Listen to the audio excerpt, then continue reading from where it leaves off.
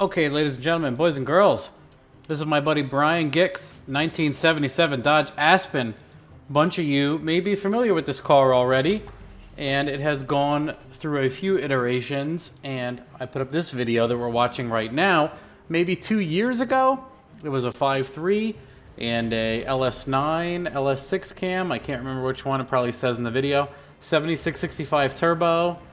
And tuned on stock computer on straight pump, it made just over 500 rear wheel. He's been happy with it for a long time.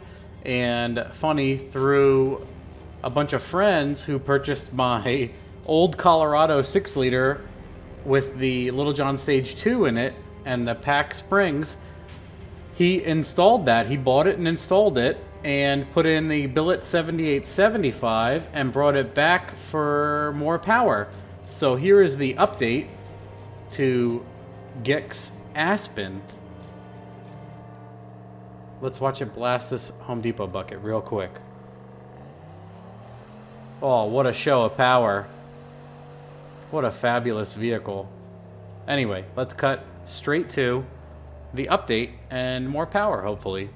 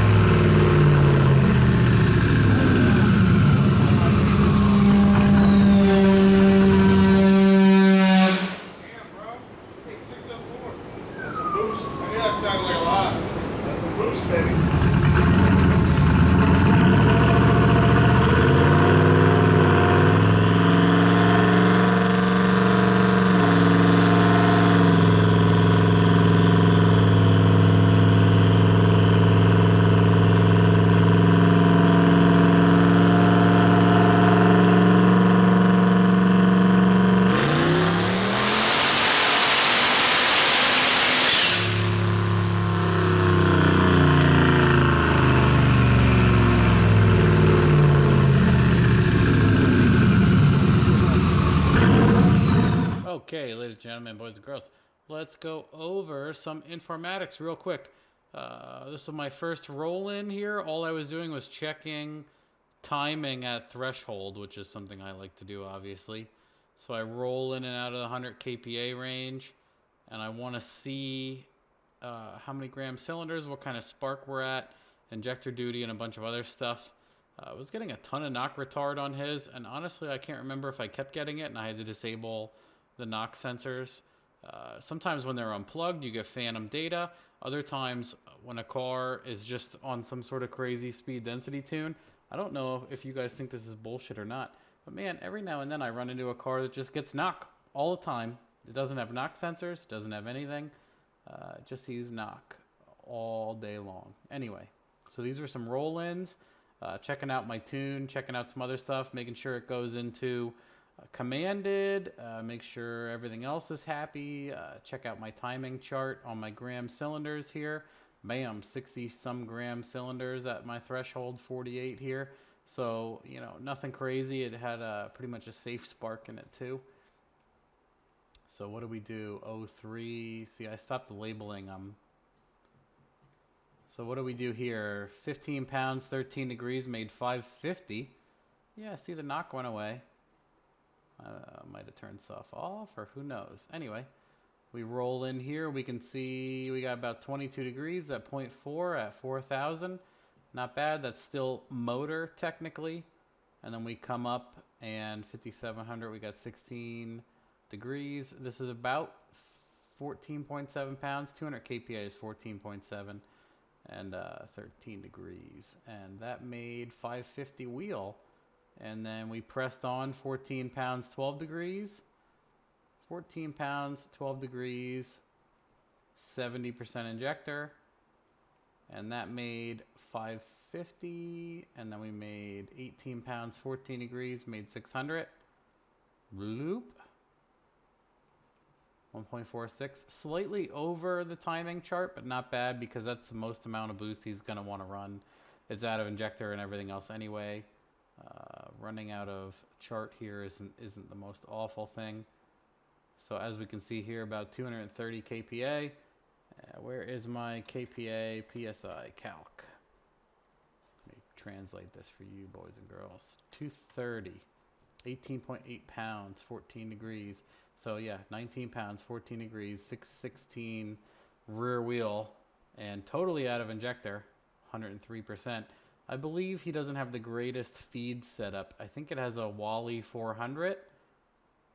And it might just be running out on that. Who knows? But, you know, it's a regular truck intake, regular truck rails, everything else. So, anywho, it's about 100 rear wheel more than he had before. And he was already going like 11.1 in this thing with a mediocre 60. So it'll be cool to see it go 10s with its crushed red velvet vinyl porno red interior.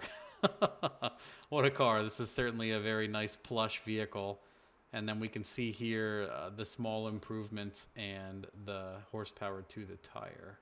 So all in all, relatively a simple upgrade. I just flashed it with like an 80-pound base I had, and we went from there and hammered it out with one of his other project vehicles the same day. So it'll be cool to see this ugly but incredible piece of sloppy history, the Aspen go 10s at Island, while they cry the whole time about him going too fast.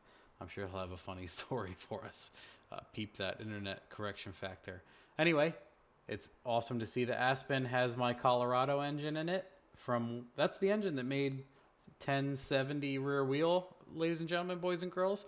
That's the same engine that's in the Aspen now, carrying on the legacy on this beautiful build here. So maybe we'll get a nice update when he goes faster than 11.1 this time.